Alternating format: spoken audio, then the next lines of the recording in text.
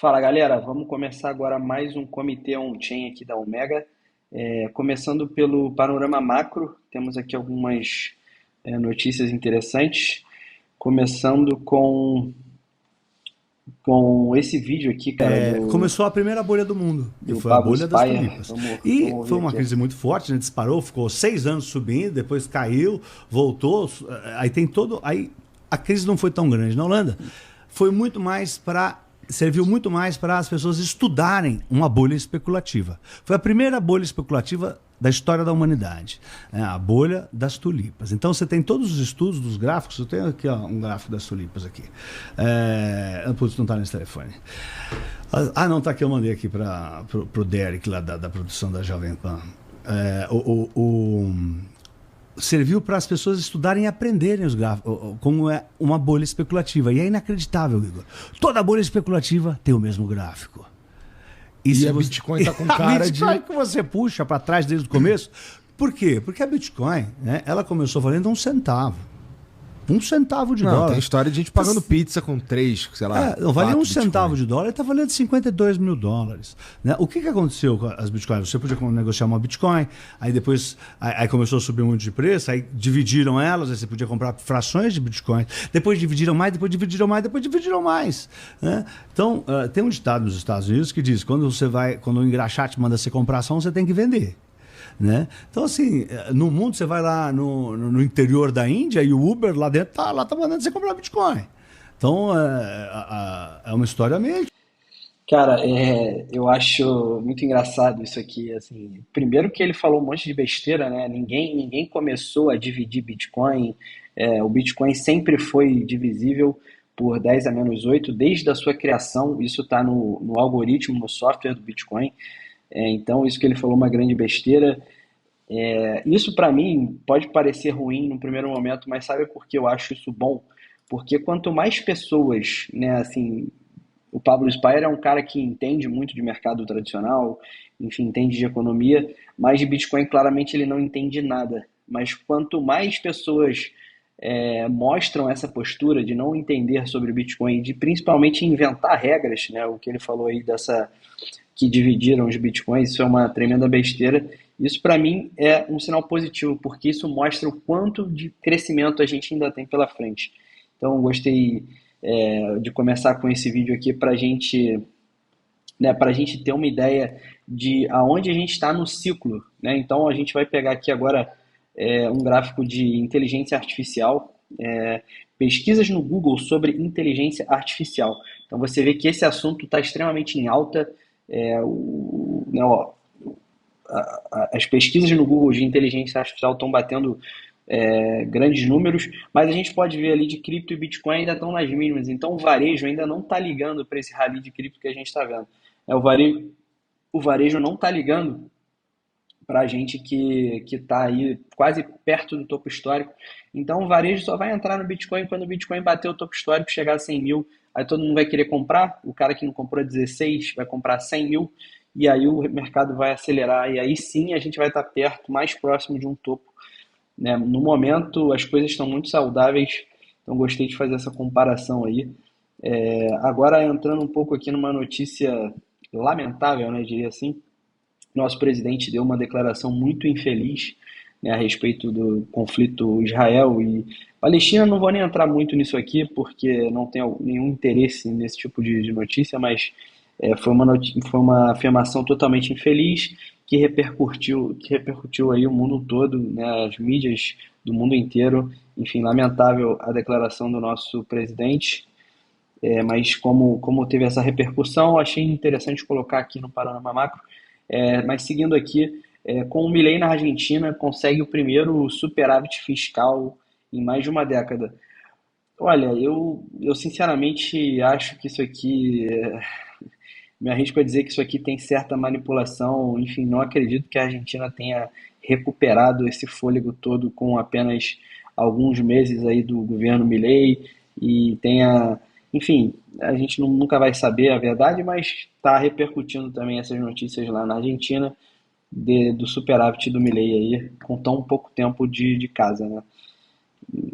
Mas vamos seguir aqui. Agora, mais dentro do nosso universo cripto, a Tether, né, a empresa responsável pela USDT, acabou de mintar US$ 1 bilhão em USDTs. Então, sempre que há essas mintagens no tesouro da Tether, o mercado tende a responder positivamente, porque nada mais é do que uma injeção de liquidez aí no mercado. Então, muita atenção nesse momento que o mercado deu uma esfriada. A gente pode estar vendo uma rotação de capital, a gente vai entrar isso daqui a pouco, mas é bem interessante. E aqui é uma notícia do Japão. O Japão permitiu que empresas de advisory de investimentos, empresas de investimento, agora podem reter Bitcoin e criptomoedas nos seus balanços, né, por empresas de participações limitadas. Então, interessante também a notícia. Agora, seguindo para os indicadores on-chain do Bitcoin, vamos começar aqui com o Coinbase Premium Gap. A gente pode perceber que esse indicador é o preço da Coinbase versus o preço nas outras exchanges. Sempre que esse gap, esse premium gap é positivo, indica que está tendo atividade de compra na Coinbase. Então a gente vê no final do gráfico aqui que houve também uma certa desaceleração, talvez porque o Bitcoin subiu muito, então há um certo desinteresse nessa faixa de preço, mas ainda assim o gap está positivo, mostrando que há pressão de compra. E eu vou mostrar aqui hoje no final aqui o ETF da HODL, o ticker, eu não esqueci a gestora, acho que é da VanEck, acho que é VanEck, teve um inflow 14 vezes maior que a sua média que estava tendo nos últimos dias, então alguém fez uma grande compra hoje na VanEck, lá no ETF da VanEck. Vamos ver aqui também o net flow das top exchanges, ou seja, o que está sendo medido entre saques e depósitos, a diferença líquida entre saques e depósitos. A gente vê aqui que mais de 12 mil bitcoins aqui, acho que chegou a 18 mil bitcoins sendo sacados da Coinbase, cara, né, nessa conta líquida aí. A gente vê que o net flow da Coinbase está tendo muito mais saques do que depósitos na exchange, ou seja, esses ETFs estão comprando e estão sacando para cold storage, ou mesmo investidores grandes, né, que estão operando na Coinbase estão fazendo grandes compras e grandes saques. Isso é muito positivo para o preço, porque torna o ativo mais escasso ainda do que ele já é. Então, daqui a pouco a gente vai ver uma notícia também que está faltando Bitcoin para vender aí nos AT6. Então, isso tudo contribui para o ativo ficar mais escasso, e quanto mais demanda houver, mais o preço vai subir. Aqui a gente pode ver um gráfico de liquidez, né, que há um tempo que eu não atualizava aqui no on-chain. A gente vê na linha azul é o preço do Bitcoin, logo abaixo a liquidez do dólar, né, a liquidez do dólar global, abaixo as injeções de liquidez do Banco Central da China, e o gráfico lá embaixo verde é a liquidez, né, a diferença, o delta de liquidez em dólar das criptomoedas, das stablecoins, né, que basicamente são os pares, né, são as moedas que você compra e vende, né, as moedas que você opera, os restos dos criptoativos são as stablecoins. Então a gente vê que no geral a liquidez global aumentou ali, principalmente o banco chinês, o Banco Central chinês injetou bastante liquidez aqui, e isso fez com que o preço do Bitcoin subisse depois. É claro que há uma correlação positiva, quanto mais liquidez no mercado, né, dado que agora o panorama é de uma perspectiva de corte de juros nas economias dos Estados Unidos, Brasil, né, a Selic já está caindo bastante, a gente vê que isso tem uma correlação positiva. Agora, depois desse grande choque aqui também, a liquidez do dólar ficou mais estagnada, o preço deu uma impulsionada, depois não conseguiu continuar, e a liquidez em cripto, né, das stablecoins segue aumentando bastante aí. Então, um momento bem positivo para o nosso mercado. E aqui a gente vai ver um indicador de volume, né, o perfil de volume, indicador criado aqui por nós da Omega. A gente consegue ver que esse volume está muito interessante desde outubro aqui, está bem grande, né, tendo grandes picos, chegando a quase 0,24% da oferta total de Bitcoin, né, então isso é bastante coisa. A gente vê que agora esse volume teve uma desaceleração. Esse aqui é do Bitcoin, né? Acredito que o mercado está vendo agora, está olhando para outros ativos como o Ethereum, como outras altcoins, né? A gente já falou disso também no Morning Call. que o momento pode ser muito propício para altcoins, né? Então isso realmente vai se refletir aí em breve. Agora, aquela notícia que eu comentei, né, o mercado OTC enfrenta falta de liquidez para atender demanda por Bitcoin. Eu vi essa notícia e resolvi dar uma olhada no percentual de Bitcoins em exchanges e realmente a gente vai ver aqui um grande declínio da curva, ou seja, o percentual de Bitcoins está próximo de 11,7% da oferta total dos Bitcoins apenas está presente nas exchanges, 11,7%. Isso aqui é uma mínima, pessoal, de 6 anos. Então, realmente, há escassez, né? A gente tem um halving iminente em abril, que vai tornar a recompensa por bloco minerado do Bitcoin pela metade. Hoje, a emissão diária de Bitcoins ela totaliza 900 bitcoins dia, a gente vai passar para 450. Então, isso tudo, essa equação toda que a gente está vendo, realmente me diz que há muita alta pela frente e uma alta bem forte. Então, resolvi olhar esse indicador. Realmente, imagino que esses OTCs estejam enfrentando falta de demanda. E esse é o mesmo gráfico, só que de Ethereum. A gente vê que a curva, né, a inclinação, o declínio está um pouco mais lento, mas também está decaindo, né? As pessoas estão sacando Ethereum das exchanges, né, sacando Ethereum das exchanges, e isso vai tornar também o Ethereum mais escasso, vai tornar a oferta do Ethereum mais escassa. E aqui, para comparar um pouco os dois, a gente vê que o percentual de bitcoins, né, detido pelas baleias nessa recente alta, olha como aumentou isso aqui. Chegou a ultrapassou 8 milhões de bitcoins e estão na mão de baleias, né? Baleias são endereços entre 10 mil e 100 mil bitcoins, né? Acima de 10 mil bitcoins já pode ser considerado baleia, então a gente está tendo essa incrível concentração, diria assim, o incrível interesse desses investidores grandes em acumular bitcoins. Então a curva deu um salto e a gente vê que o de Ethereum está diminuindo, mas isso aqui também na contramão, o percentual de Ethereum no contrato da Beacon Contract, né, no contrato de staking do Ethereum está aumentando. Então realmente pode estar havendo uma migração dos endereços de baleias para endereços do contrato aqui de staking, e realmente a gente vê que a curva está subindo aqui, a curva verde, seria a quantidade de Ethers no contrato de staking. Hoje está em torno de 30%, se eu não me engano, da oferta total. O Solana, Polygon, Cardano, as principais criptomoedas do nicho de smart contracts, né, que são concorrentes ao Ethereum, tem esse número aí acima de 70%. Então eu acho que o Ethereum vai ter um crescimento muito grande também na demanda por staking, né, no mercado de staking. Então a gente vai ter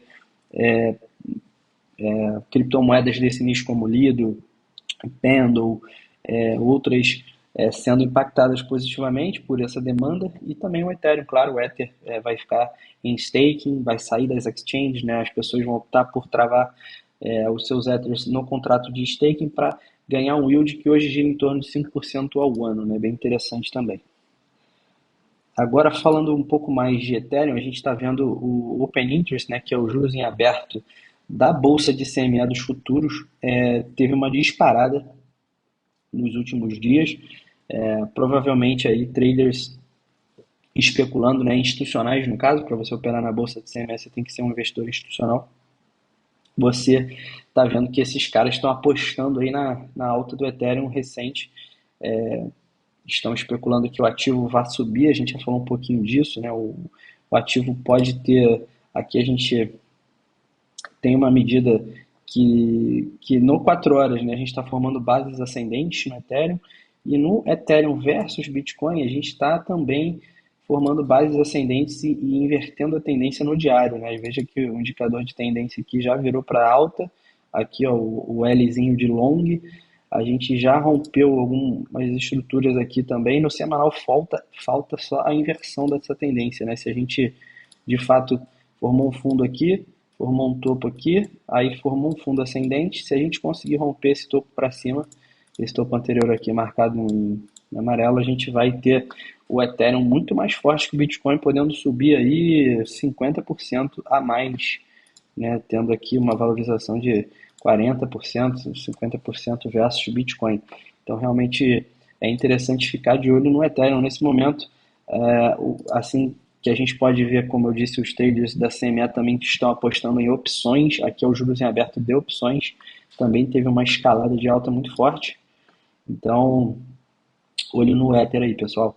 E para fechar aqui, um gráfico para atualizar sobre o mercado de mineração, a gente vê que as receitas do minerador recente tiveram uma queda, né? Talvez isso aqui pode ter sido impactado por menos inscrições dos ordinals, né? Posso fazer um update aí no próximo on-chain sobre isso.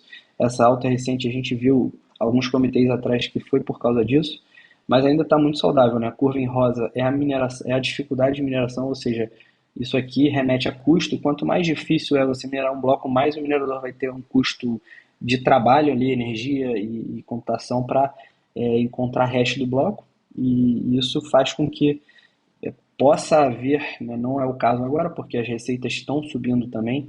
A tecnologia do Bitcoin permitiu a criação dos ordinals, que aumentou as receitas dos mineradores, isso é muito positivo.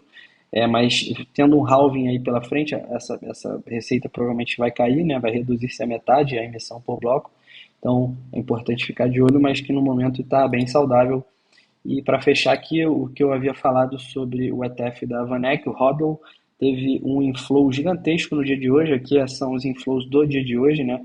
Então a gente vê que ainda assim há muita demanda, mesmo com o Bitcoin a 52 mil dólares, né? O investidor varejo não está ligando para o mercado nesse momento, então geralmente é assim que o mercado sobe, né? Quando o investidor institucional está comprando, o varejo está lá, não acredita na alta, acha que vai cair. Tem gente até hoje esperando o Bitcoin a 12 mil dólares, né? Eu conheço vários aí. Então, essa equação aqui está bem bonita. Estou bem bullish aí, por mais que a gente tenha tido, não diria uma correção, né, mas talvez uma manipulação aqui para liquidar traders que estavam short, depois que long, enfim. Nos tempos gráficos menores ainda nem perdemos o suporte aqui de 50.500 dólares, esse suporte aqui. Então, realmente, esse aqui são alguns níveis de liquidez que eu tenho marcado, mas é tudo muito saudável, né? Algumas criptomoedas aí, como o AP, por exemplo, tendo boa valorização, né? A gente pode ter o upgrade aí do Duncan sendo precificado nesse token. Então, algumas moedas aí que estão saindo na frente. É importante você olhar quando o mercado fica vermelho no dia. Se você vê moedas que estão tendo valorização aqui, como o Ethereum, como o AP, isso pode indicar força, pessoal. Isso provavelmente vai indicar força, então acho que o Ethereum já vai romper os 3 mil dólares. E essas criptomoedas aqui, que eu chamaria de ETH beta, né? São jogadas beta aí que você pode ter. O AP é um deles, a Arbitrum é um deles. Então realmente isso é bem importante. A Arbitrum está até um pouco mais fraca que o AP nesse momento. Mas Filecoin também teve grande valorização recente, ainda nem rompeu a sua estrutura aqui no semanal. A longa acumulação que teve aqui de meses, né, de quase 2 anos. Então, realmente são tokens mais promissores, por isso que eu acho que a dominância do Bitcoin vai acabar rompendo esse padrão aqui de cunha para baixo, né? Então, a gente vai ter... se isso aqui se confirmar, vai ser um cenário perfeito para as altcoins andarem. Tá, pessoal? Então, muita atenção nisso aí. Esse foi mais um on-chain